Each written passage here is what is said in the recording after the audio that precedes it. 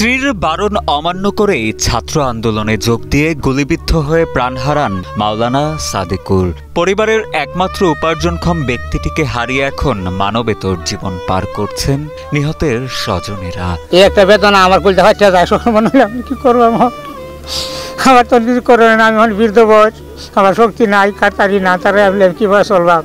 আমি সরকারের কাছে একটা দাবি যে তারা কেমনি আবার চালাইতে পারবো, আমার একটা ব্যবস্থা তারা পরিবার সহায়তা করে দেবো।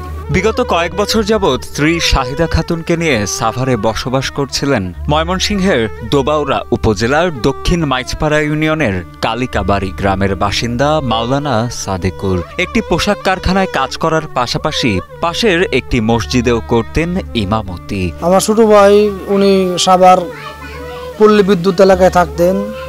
ওই ফ্যাক্টরির ভিতরে এক মসজিদ, ওই মসজিদের ইমাম ছিলেন, পাশাপাশি ফ্যাক্টরিতে একটা জব করতেন আর কি। দুটো মিলাই উনি ওনার সংসারটা চালাইতেন। ওনার বিবি একজন আলেমা, ওনার বিবি ওখানে থাকতেন।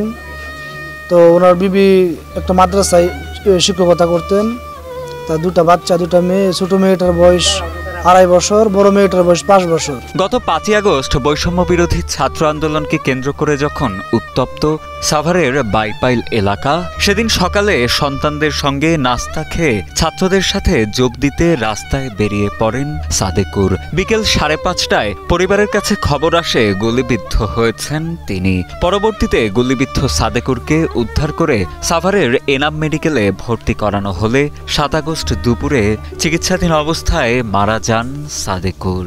দেশের জন্য আমি যাইতেছি, আমি কোনো কোটা আন্দোলনের জন্য যাইতেছি না, কোনো সরকারি চাকরির জন্য আমি যাইতেছি না, আমি দেশের জন্য, ইসলামের জন্য যাইতেছি।